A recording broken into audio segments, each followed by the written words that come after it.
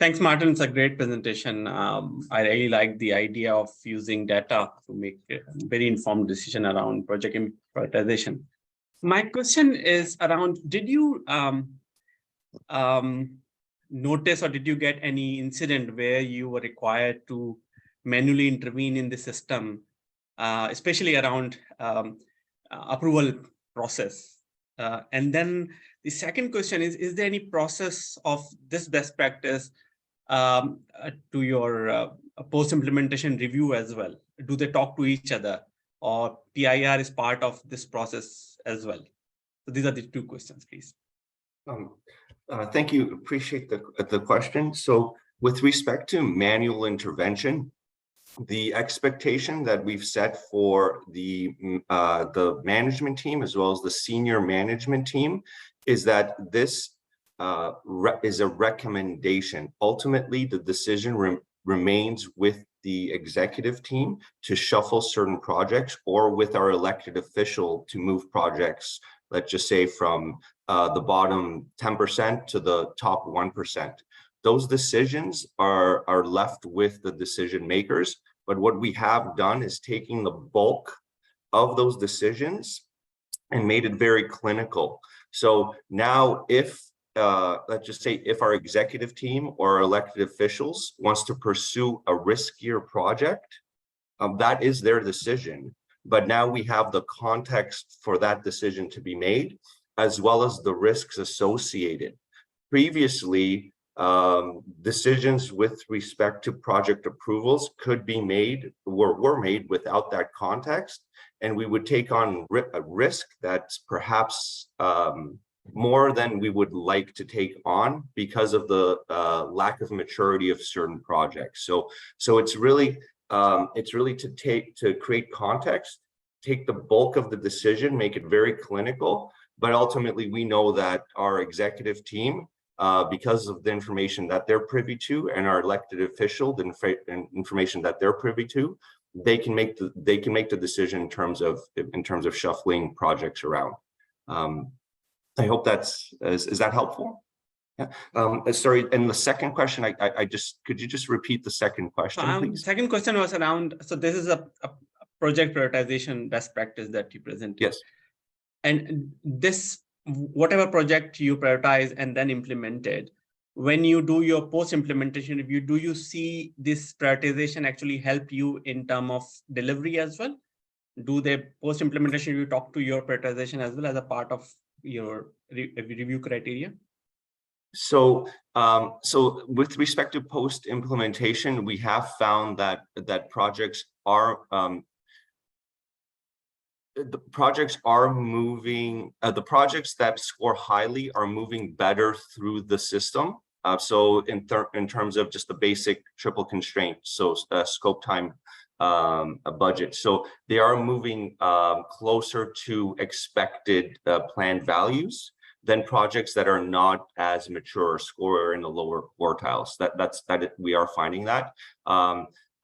Although I would like more data to support that notion, because even when projects are moving through, we have 100, 200 projects, and it's been about 2.5 years. The cohort of projects hasn't fully moved through yet. So we have some projects that expand the durations that are due in 2023 or 2024. So I think as we start moving that cohort through, I'll have better data, but anecdotally in some of the shorter duration projects, I can say yes, but I would like more data, more of a robust data set.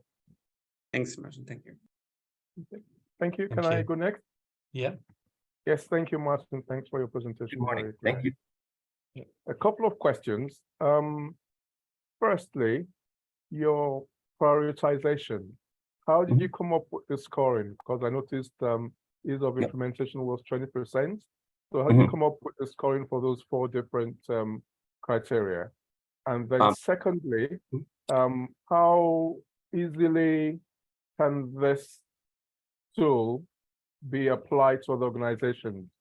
So can they modify it easily, or they have to build one of their own using the sort of idea that you have developed? Oh, thank you so much for the question. So as far as how it was created, it was co-created. So one of the challenges with PMOs, depending if it's a directive or supportive PMO, if it was a directive PMO, which we're not, we're supportive PMO, we could just create an algorithm in isolation and be like, look, this is how we prioritize our projects. However, the buy-in from the management group isn't there when you do that. So the way this was created initially was the entire management group spent a week together talking about projects, talking about what's important to that specific business unit with respect to projects. The role of the PMO in that instance was to translate their thoughts, their questions, how they see projects in our community, which is unique, for example. Well, it is unique as a municipal organization, and then translate that to an objective calculation. So that way, what we did was ensure that transparency piece. So when projects are being evaluated, and one of the things that I joke about is one of the managers said, I want to game this system. I want to game it. I want to get the highest score. And I said, absolutely, you can game it and try to get 100. But if your purchase of a laptop scores 100, we're all going to have questions for you, right? Because what happens is every single question is tied to a calculation. So I can trace any response back to a weighted criteria.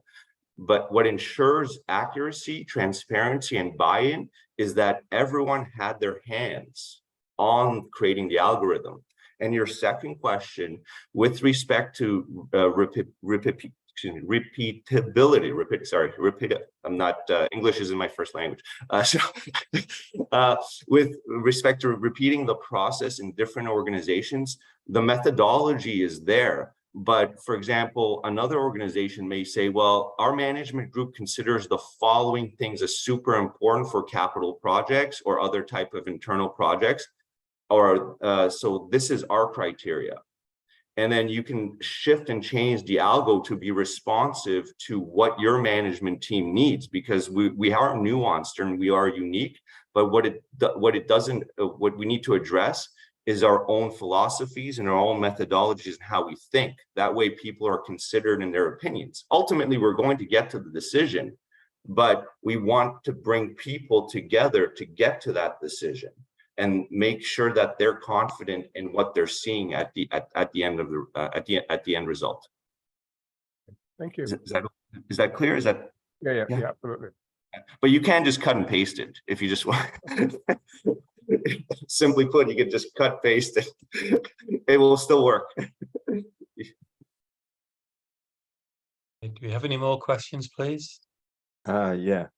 I like the use of the Pareto chart when you ranked all the projects. That was nice to see because it gives the priority. And I was just wondering with the priorities and for the management, when you just said, Martin, about CapEx and OpEx, did you do a before and after comparison about the expected capital expenditure that you had to do for a project or portfolio, and what was the post CapEx performance, like people put in capital expenditure requests to do something, and then you conduct it and do it, and then you do a post CapEx review. And I was wondering, did you measure the success of the CapEx on operational expense?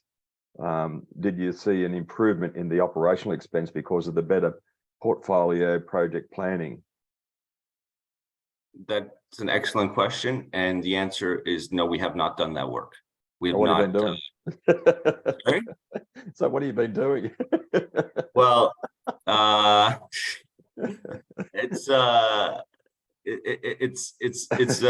would say we'd have to do a follow-up conversation. Yeah, that's right. Yeah, we'd have to do a follow-up conversation on that. That's okay. I'm just joking. Yeah.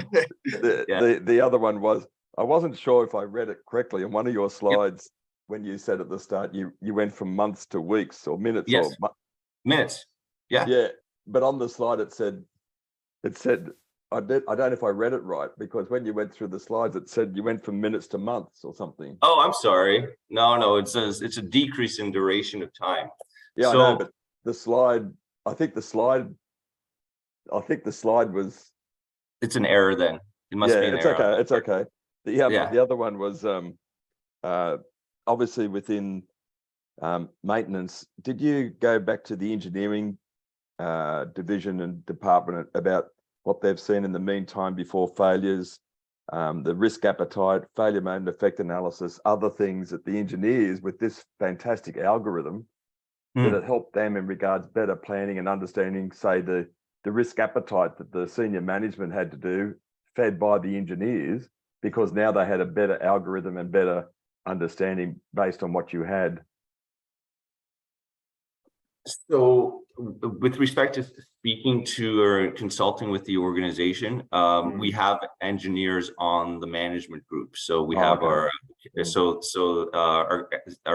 management group is CPAs, CMAs, PNGs. So they've all contributed to the development of this work, of this body of work. Now, whether or not we went back, we have had ongoing conversations about the effectiveness of this. And keep in mind that where this sits with respect to the process, this is intake. So this is the original inception, and it's meant to narrow down what work we're about to embark on. Now, as I mentioned earlier, this work, some of the projects, like some of the projects, for example, we categorize as R&R, so repair and replacement. So things roads, bridges, storm sewer, water management, that goes through a different stream of work. So that goes through a specific asset management plan that we have internally, because that's linear work, right? It just continues over time, and we just replace certain assets. So that's not evaluating criteria. What we're speaking to here is new spend. And did you find ISO 55001, the asset management standard, did you consider that? Was it a value, as you just said about asset management, because that requires a strategic asset management plan, but was 55001 or perhaps even ISO 44001 about collaborative business relationships, were any of those standards considered for the the group, or is that later on? So we haven't introduced those standards at the town. There is an awareness of those standards, but even this step towards a level of maturity is a massive step for us, I would say. Oh, okay. Yeah. Very good. It was very impressive. Very impressive. I love the algorithms in the Pareto chart. It was just fantastic. Oh, thank you. I really appreciate your questions, and I know we have like a lot of work to do. So that's why we revisit this and trying. So the initial designs, what we tried to do is make sure that we kept it manageable and actually could progress. Because any methodology, we can start to layer additional standards, additional steps. Oh, okay. And additional, but as soon as you start to do that layering creates, it compounds, right? It's like an N, right? And star kind of, and then eventually you're 5 years in, and you're talking about, well, how should we prioritize? So that's right. That's right. So for us, it was a little bit of speed was a key consideration, and at least getting something away from the previous state to a current state where we're applying some sort of method and methodology. So that was kind of the impetus for action here. Now the layering can continue, but at least we have something we work with now. Something. Yeah, well, you got an engineering term. You got a datum. You got a baseline that you can work from. Yeah. Very good. Thank you. That was all. And next steps like this, that algo used to be in two systems. Now we've implemented our new ERP, Enterprise Resource Planning System, which is Oracle's system. Oh, okay. That algo now, the next iteration has now been plugged into ERP. So that intake takes care of itself. Plus all of the finance is now nicely linked up, because we had multiple systems even when we were creating this. So now it's all being consolidated. So in the next few years, we should really see some of the power of this. Very good. Okay. I think we're going to have to leave it there unless we got another burning question from one of the jury. Just a quick question because we so 1 minute. Just explain to me, Martin, why you think this is a best practice. What makes it special? So the number one thing is that it's co-created by the management group, and it takes into consideration the unique perspective of different individuals, whether it be engineers, strategic planners, accountants, and lastly, when it rolls up, it reflects the needs of the community through those lenses. So it's taking that broad perspective and quantifying it. And I think that can be replicated, and that can be replicated across organizations and be used to enhance operations and at least enhance the first considerations for a portfolio of projects.